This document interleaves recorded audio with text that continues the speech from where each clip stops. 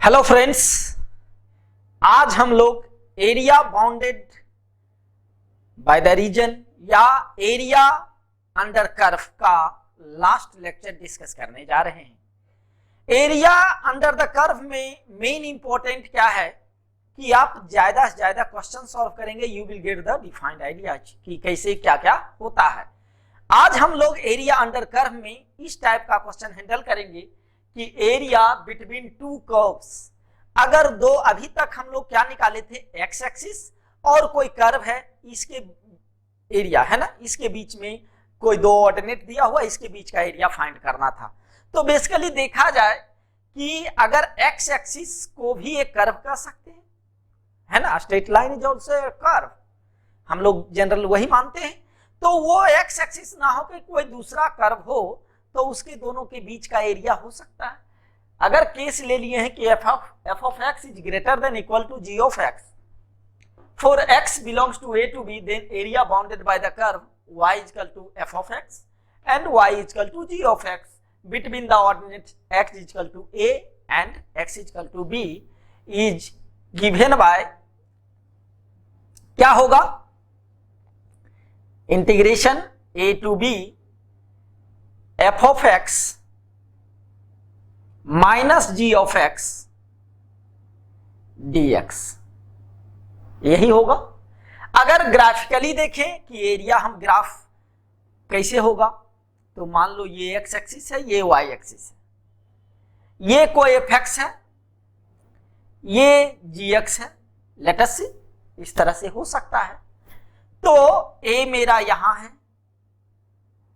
a, b इधर कहीं है, b, ये है y इक्वल टू fx, ये है y इक्वल टू gx, इसके बीच का एरिया तो मेरा ये पोर्शन आ रहा है ना,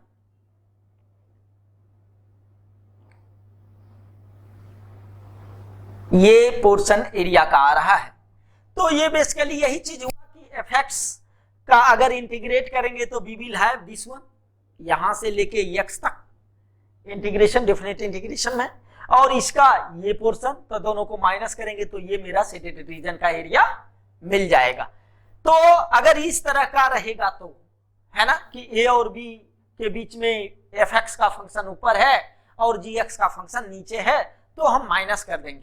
कभी कभी ऐसा भी हो सकता है कि कोई फंक्शन इस तरह से रहे और gx जो मेरा फंक्शन है इस तरह से है, ये y बराबर fx है, ये y बराबर g ऑफ x है। इस केस में, इस पर्टिकुलर केस में ऑर्डिनेट नहीं दिया हुआ है, सिर्फ दिया हुआ कि find the area between two curves, area bounded by the region y बराबर fx और y इक्वल टू gx, इसके बीच का एरिया कितना बाउंड हो रहा है। तो देखो ये एरिया बाउंडेड हो रहा है, ये एरिया बाउंडिंग हो रहा है।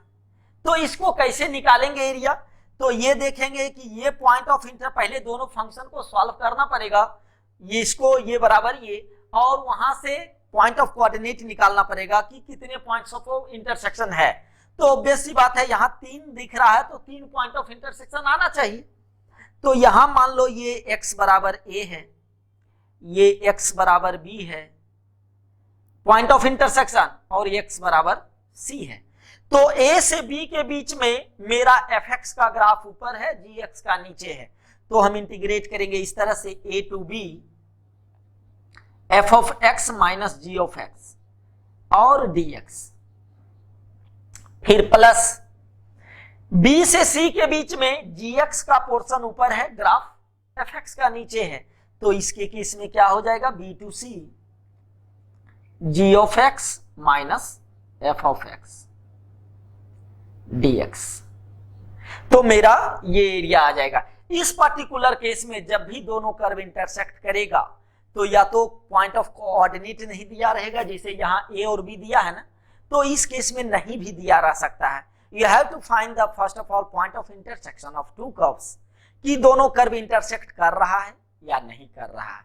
नहीं कर रहा तो ऐसा नहीं देगा, नहीं कर रहा तो you will given the ordinates. अगर कर्व कर रहा है तो नहीं भी, इंटरसेक्ट कर रहा है तो नहीं भी दे सकता है, क्योंकि you will find the point of intersection, you will already get the points कि कहां से कहां तक इंटीग्रेट करना है, ये एरिया लग जाएगा, उसके बाद हम लोग एरिया निकाल सकते हैं। ठीक है, इस बेसिस पे कुछ क्वेश्चंस देख लेते हैं। We will have 3 to 4 questions on the basis of area bounded between two curves, और उसको हम सॉल्व करते हैं कि कैसे कैसे इस क्वेश्चन को हैंडल करते हैं। लेट अस सी, देखते हैं कुछ क्वेश्चंस। पहला क्वेश्चन है, find the area enclosed by the curve y equal to x square plus x plus 1 and its tangent at 1 3। यानी एक कोई, ये तो देख के ही लग रहा है पैराबोलिक कर्व होगा, ओपन अपवर्ड्स है ना, क्वाड्रेटिक टाइप का ये है, ओपन अपवर्ड्स होगा है ना। तो और एक टेंजेंट होगा 1 और 3 पे। तो हम टेंजेंट कैसे निकालते थे, इधर हम कर रहे हैं सॉल्यूशन।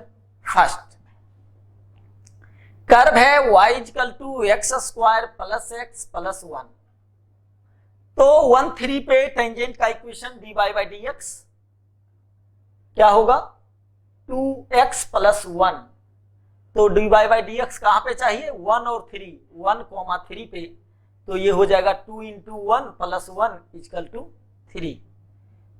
तो स्लोप मिल गया टेंजेंट का, है ना, स्लोप ऑफ द टेंजेंट 3, और 1 3 से पास करेगा, तो equation of tangent we can write, है ना। इक्वेशन ऑफ टेंजेंट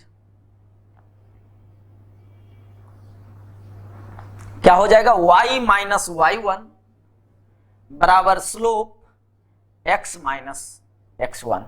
तो क्या आ जाएगा, y minus 3 equal to 3x minus 3, 3 3 cancel, यानी y बराबर 3x मेरा टेंजेंट का इक्वेशन आ जाएगा। अब इसका हम ग्राफ अगर देखें कि कैसा ग्राफ होगा, ये तो पैराबोलिक होगा, ओपन अपवर्ड होगा, और y x अगर 0 रखेंगे तो y 1 होगा, है ना, y 1 यहां पे इस तरह से कर्व होगा, है ना। बट x निकाल लेंगे, उतना हमको जरूरत नहीं, हमको नेचर ऑफ द ग्राफ से जरूरत है। एक टेंजेंट 1 और 3 यहां कहीं होगा, ये तो y बराबर 3x टेंजेंट जा रहा है, तो ओरिजिन से ही जाएगा, है ना, ऐसे होगा। और हमको निकालना क्या है, between the ordinates x equal to -1 इधर कहीं होगा। लेते हैं, लेट अस सी, ये -1 है और x इक्वल टू 1, तो 1 तो यही है ना, ये है, यानी x इक्वल टू 1 ये और इसके बीच कर्व, तो यानी ये पोर्शन मेरा आ गया, है ना, ये पोर्शन का एरिया चाहिए। तो ऑब्वियस सी बात है, हम निकाल लेंगे, दो कर्व, एक कर्व ऊपर है, एक कर्व नीचे है, तो माइनस करके जो अभी हम लोग डिस्कस किए, तो क्या हो जाएगा, integration of -1 to 1 x square plus x minus 1 plus 1 minus 3x dx। अब इंटीग्रेशन इसका हम आराम से कर सकते हैं, क्या हो जाएगा, integration of -1 to 1 x square minus 2x plus 1 dx।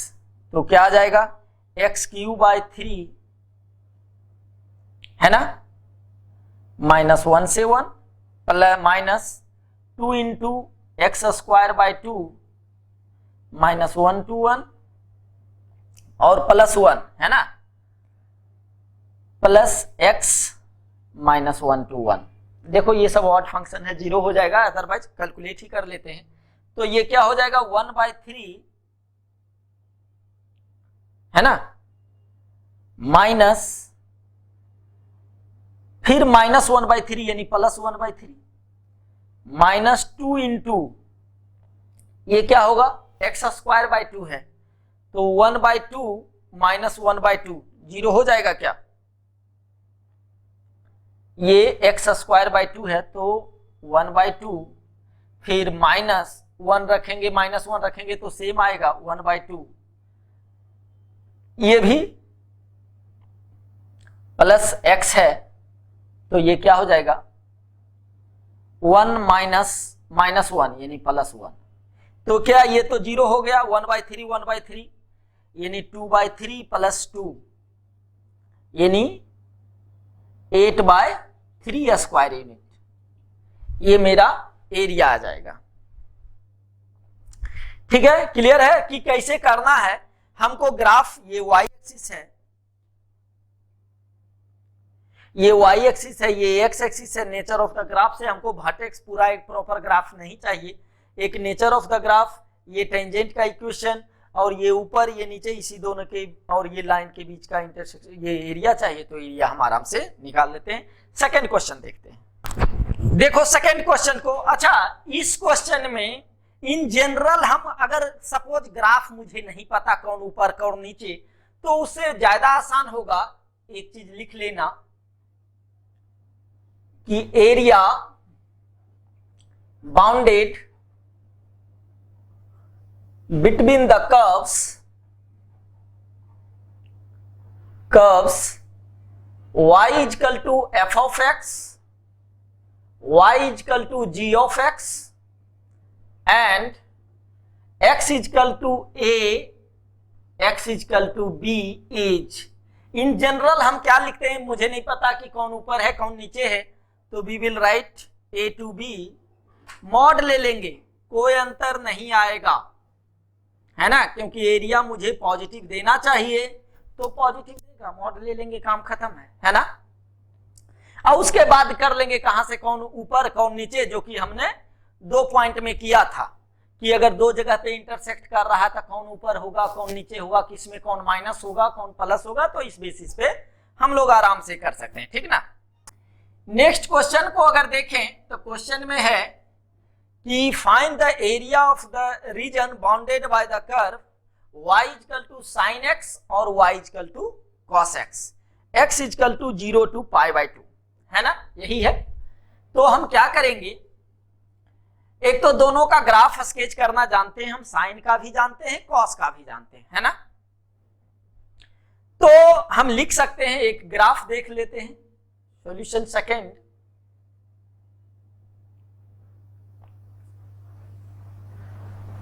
Sign का ग्राफ ये होता है, π/2 तक ही हमको जाना है। कॉस का ग्राफ ऐसे होता है ना, π/2 तक ही जाना है। तो ये π/2 पे साइन 1 तो ये 0।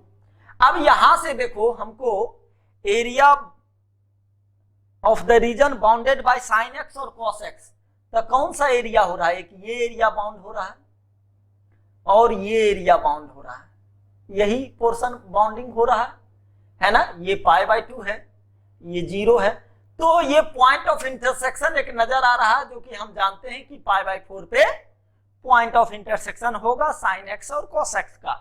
तो यहां से किसका पहले ऊपर है जी, तो हम लिखेंगे 0 to π/4, तो हो जाएगा sine x minus cos x, sorry cos x minus sine x, है ना, क्योंकि cos का ऊपर है और ये साइन x, साइन का नीचे है 0 to π/4 dx प्लस फिर π/4 to π/2, हम क्या कौन साइन ऊपर है cos नीचे है, तो ये होगा sine x minus cos x dx। अब आराम से इंटीग्रेट कर सकते हैं कौन सा पोर्शन ऊपर है कौन सा नीचे है ना। तो ये क्या हो जाएगा, cos x है, ये साइन है, cos x का इंटीग्रेशन क्या होता है, माइनस साइन x, इसको इंटीग्रेट करेंगे 0 to π/4 माइनस साइन x का इंटीग्रेशन, सॉरी cos का साइन x होता है और माइनस साइन x का cos x, है ना, साइन x का इंटीग्रेशन माइनस cos x, और ये इंटीग्रेट कहां से 0 to π/4 प्लस साइन x का integration minus cos x π/4 to π/2 minus cos x का साइन x होता है, और ये π/4 to π/2 वैल्यू रख देंगे, तो ये π/4 क्या हो जाएगा 1/√2, ये 0 माइनस माइनस माइनस प्लस कर देते हैं, प्लस cos x π/4 यानी 1/√2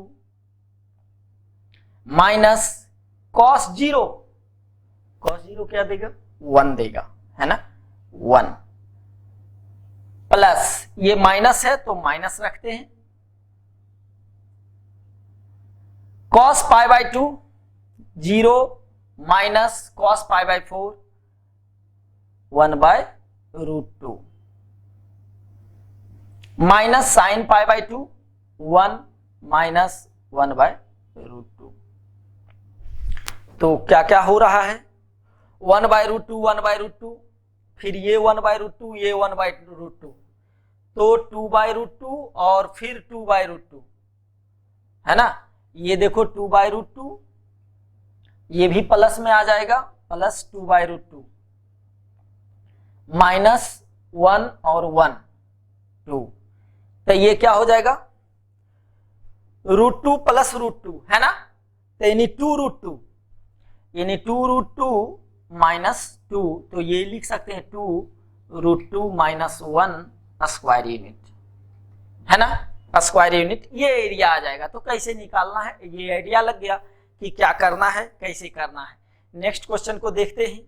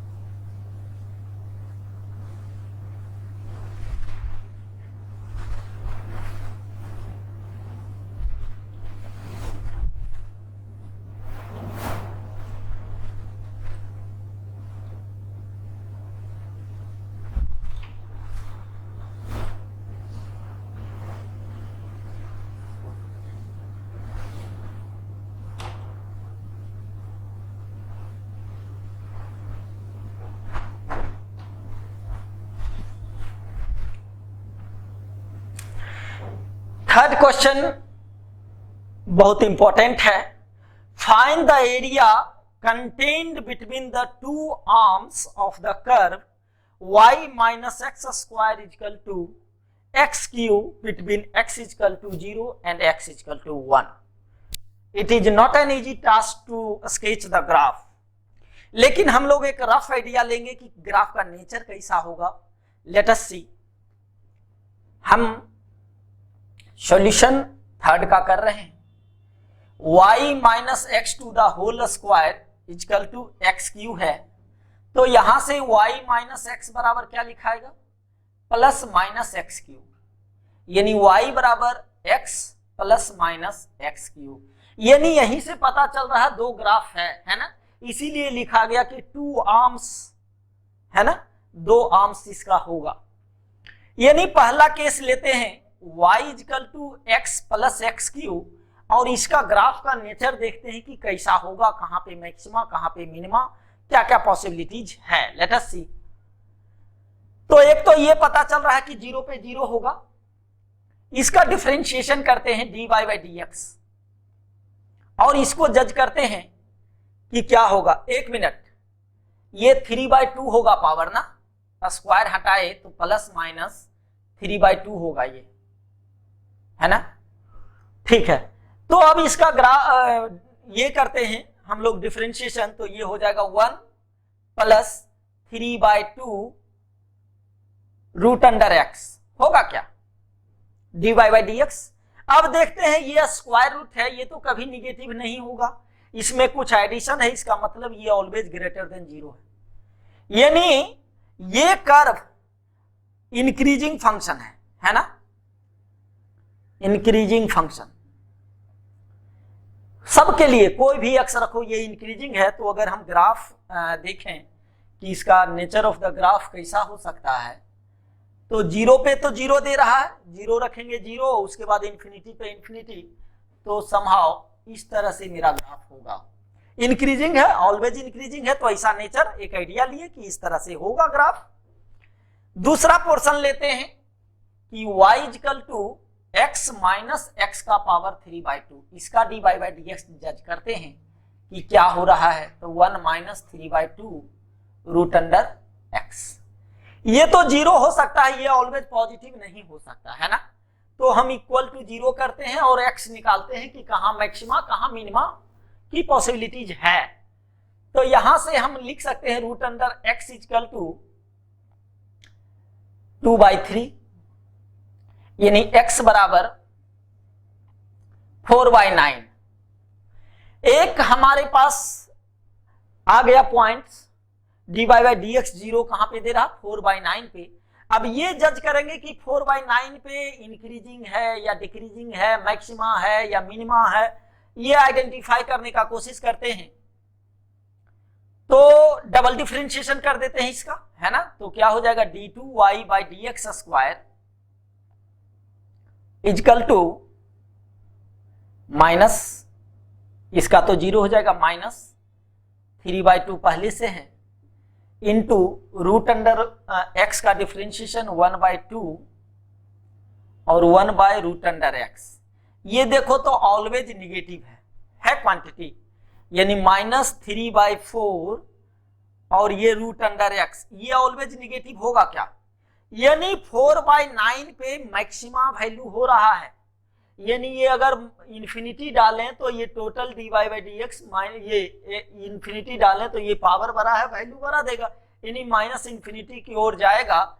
तो समहाउ ये जो मेरा कर्व है 4/9 पे क्या है, मैक्सिमा है, तो 1 अगर यहां है ना, तो 1 से पहले ही 4/9 कोई कर्व होगा इस तरह से और इधर जाएगा, इस तरह का नेचर होगा, है ना, इस तरह का मेरा कर्व आएगा, जो कि जीरो पे तो ये भी जीरो है, जीरो x जीरो तो जीरो, और उसके बाद इंक्रीज करेगा 0 से 1 के बीच, क्योंकि 0 से 1 के बीच इसका पावर बड़ा तो वैल्यू छोटा, तो ये पॉजिटिव होगा, और जैसे ही वहां आएगा उसके 4/9 पे ये क्या हो जाएगा, मैक्सिमा, यानी इंक्रीज किया तब तो मैक्सिमा गया, उसके बाद फिर डिक्रीज कर जाएगा। तो समहाउ इस टाइप का नेचर होगा। हमको एरिया कौन सा चाहिए, ये, अच्छा 1 पे जीरो है, ये भी ये जीरो है ना 1 पे, यानी समहाउ ये जो ग्राफ कट करेगा ये मैक्सिमा होगा और 1 पे कट करेगा, है ना, 1 से कट करेगा, क्योंकि 1 पे 1 रखने पे भी जीरो दे रहा है, 0 और 1 रूट है, तो एक 0 पे कट किया एक 1 पे कट किया, हमको एरिया ये चाहिए। मिल गया, पता चल गया कि क्या होना चाहिए, ये एरिया हमको निकालना है। तो इसका ये ग्राफ ये है y equal to x plus x का पावर 3/2, ये है y equal to x minus x का पावर 3/2, दोनों को माइनस कर देंगे और एरिया निकाल लेंगे, fx माइनस gx, है ना, तो क्या हो जाएगा 0 to 1 x प्लस एक्स का पावर 3/2 माइनस x, यानी ये प्लस x का पावर 3/2, ये x कैंसिल आउट हो जाएगा, क्या हो जाएगा 0 to 1 x का पावर 3/2 है ना, तो 2x का पावर 3/2, तो 2 बाहर निकाल लेते हैं, x का पावर 3/2 का इंटीग्रेशन क्या हो जाएगा, x का पावर 5/2 डिवाइडेड बाय 5/2, है ना, तो ये 2 ऊपर जाएगा, है ना, 2 ऊपर जाएगा तो क्या हो जाएगा 4/5 x का पावर 5/2 0 to 1, तो 1 रखेंगे, यानी क्या आ जाएगा answer 4/5 square unit. This is the required area of the curve. Idea लग गया कि कैसे होना है, कैसे नेचर ऑफ द ग्राफ हम स्केच कर सकते हैं, क्योंकि graph sketching is most important in case of area bounded by the region. ये हमारे लिए इंपॉर्टेंट होना चाहिए कि ग्राफ ऐसा कैसा हो सकता है। We will not sketch the exact graph but nature of the graph, कहाँ इंक्रीज कर रहा है कहाँ डिक्रीज कर रहा है, कोई एक्स एक्सिस को कहाँ कट कर रहा है, वाई एक्सिस को कहाँ कट कर रहा है, ये तो कॉमन फेनोमेना है, वी कैन फाइंड आउट, है ना। तो हम लोग फाइंड आउट कर लिए कि 1 पे ये 0 होगा, यहाँ पे 4/9 पे ये मैक्सिमा हो रहा था, देखो ग्राफ ऊंचा हुआ है ना, हाइट पकड़ा उसके बाद डाउन हो गया, डिक्रीज किया, ये 4/9 है x इक्वल टू, तो वो तो ऑलवेज इंक्रीजिंग है, तो इस टाइप का नेचर होगा, है ना। नेक्स्ट क्वेश्चन देखते हैं। Find the area contained by the ellipse 2x square plus 6xy plus 5y square equal to 1। तो इसको हम लोग एक काम करते हैं, ये स्टैंडर्ड फॉर्म ऑफ एलिप्स तो नहीं है, तो इसको हम इस फॉर्म में लिखते हैं 5y square equal 5y square plus 6xy plus 2x square minus 1 बराबर 0। पेयर ऑफ स्ट्रेट लाइन में इस टाइप से हम लोग डिस्कस किए हैं। अगर y, ये y में क्वाड्रेटिक है क्या, तो y बराबर क्या होगा, minus b plus minus root under b square यानी 36x square minus 4ac 5 into 2x square minus 1 divided by 2a 2 into 5। तो यहां से हम लोग क्या निकाल सकते हैं, y equal to minus 6x plus minus square root of 36 और ये 40 है ना, और 20 minus 4x square divided by 2 into 5। तो यहां से 2 निकल सकता है ना, 4 है दोनों में, तो 4 बाहर कर लेंगे, तो हम लिख सकते हैं y equal to minus 3x plus minus root under 5 minus x square divided by 5, क्योंकि 2 कैंसिल आउट हो गया। तो मेरे पास इस टाइप का करवाया कि y ये होगा। अब यहां से हम देखते हैं कि एलिप्स का नेचर कैसा होगा, है ना। तो ये तो पहला कंडीशन कि y रियल होने के लिए ये मेरा क्वांटिटी ग्रेटर देन 0 होना चाहिए, y बिलोंग्स टू रियल, तो 5 minus x square is greater than equal to 0 होना चाहिए। यहां से हमको आ जाएगा कि एक्स स्क्वायर माइनस रूट 5 का square is less than equal to 0, यानी x कहां से कहां तक, माइनस रूट 5 से रूट अंडर 5 के बीच में होना चाहिए x, है ना। हम देखते हैं कोऑर्डिनेट ज्योमेट्री ग्राफ स्केच करके कि माइनस रूट 5, ये रूट 5 और ये माइनस रूट 5 के बीच में होना चाहिए कर्व। स्टैंडर्ड फॉर्म में है, नहीं तो इसका प्रिंसिपल एक्सिस मेरा एक्स एक्सिस किसी भी कोऑर्डिनेट एक्सिस के पैरेलल नहीं होगा, है ना। अब देखते हैं कि अगर x माइनस रूट 5 है तो y क्या हो सकता है, तो माइनस रूट 5 रखेंगे, ये तो 0 हो जाएगा, तो माइनस माइनस प्लस यानी y equal to 3 root 5 divided by 5, यही आएगा, यानी 3 बाय रूट 5, है ना। यानी समहाउ ये x है तो सिमिलरली ये y जाएगा यहां पे, है ना। सिमिलरली अगर 5 रखेंगे, इफ x बराबर रूट 5 तो y आ जाएगा माइनस 3 रूट 5 बाय 5, यानी सिमेट्रिक हमको दिख रहा है ना। अगर ये 5 है तो ये निगेटिव में इधर आएगा। तो समहाउ मेरा ये प्रिंसिपल एक्सिस और इसी के अबाउट मेरा कर्व जाएगा, है ना, एलिप्स होगा, ऐसा ही एलिप्स होगा यहां से ये तक, है ना। ऐसे हम ले सकते हैं एलिप्स, ये एलिप्स इस टाइप से होगा। नेचर ऑफ द एलिप्स से हमको मतलब है ऐसा एलिप्स होगा, है ना। ये पॉइंट x0 तो देख लो कम आना चाहिए। अगर y 0 रखते हो तो x बराबर क्या आता है, या x 0 रखोगे तो क्या आ रहा है, x 0 0 है ना। x अगर 0 रखते हैं तो ये भी 0 हो जाएगा, प्लस माइनस √5/5 यानी 1/√5, ठीक है। ये और ये आ रहा है। सिमिलरली y 0 करोगे तो x इधर इधर आएगा, नॉट एन इशू। तो ये नेचर ऑफ द ग्राफ हो गया। और इस ग्राफ में हम जानते हैं कि ये वाला जो पोर्शन है ग्राफ का, ये प्लस वाला है। ये y बराबर -3x प्लस √5 -x² और ये जो पोर्शन है निगेटिव वाला है, y equal to -3x minus √5 -x²/5। तो एक पोर्शन पॉजिटिव वाला, एक पोर्शन निगेटिव वाला। ये हम जानते हैं कि दो पोर्शन है कर्व का, एक ऊपर पॉजिटिव वाला, नीचे निगेटिव वाला। एरिया बाउंडेड अगर पूछ रहा है तो ये एरिया चाहिए, दोनों को माइनस कर लेंगे, हो जाएगा। यानी एरिया हम क्या होगा, -√5 टू √5 लेना है, और y -3x plus √5 -x² -3x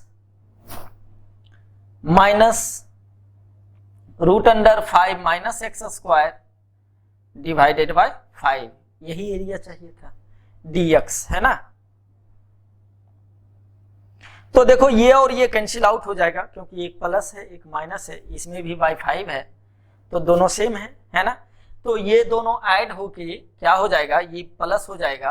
तो हमारे पास जो इंटीग्रेशन आएगा, इधर हम लिख रहे हैं -5 टू √5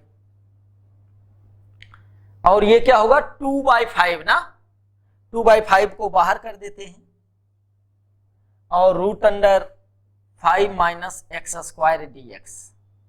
तो इसका तो इंटीग्रेशन पता है, इसको ऐसे भी कर सकते हैं या सब्स्टिट्यूट करके भी कर सकते हैं। x बराबर मान लेते हैं 5√5 sin थीटा, तो x² क्या हो जाएगा 5 sin² थीटा, है ना।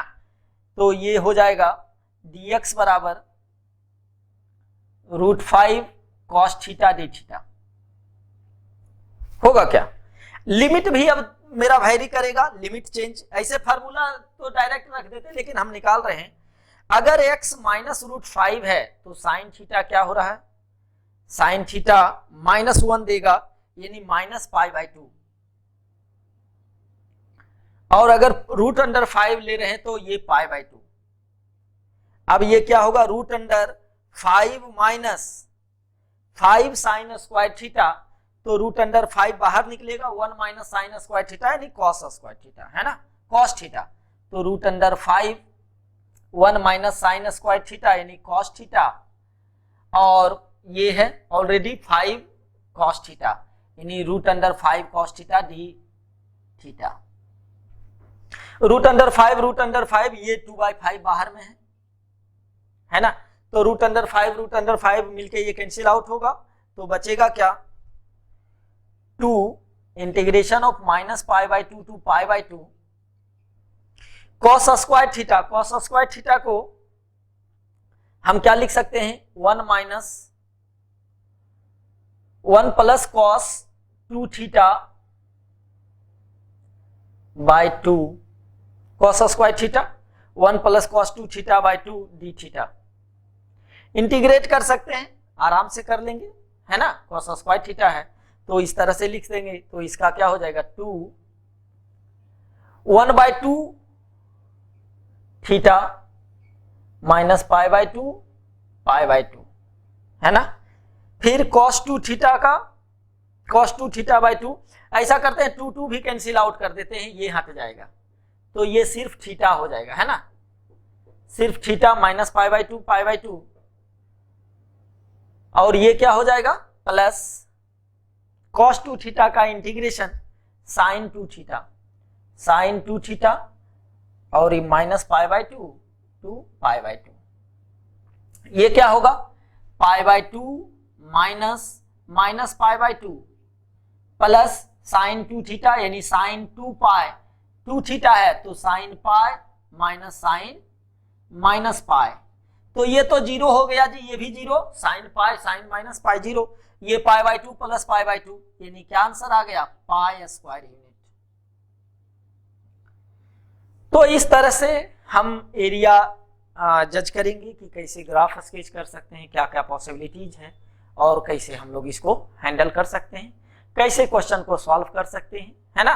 तो एक नेचर ऑफ द आइडियाज लग गया कि क्या हमको होना चाहिए, ये वाई एक्सिस है, ये एक्स एक्सिस है, तो ये नेचर ऑफ द ग्राफ हमको मिल गया, तो हमको पता चल गया कि कैसे इसको इंटीग्रेट करना है, कैसे लिखना है, ठीक है।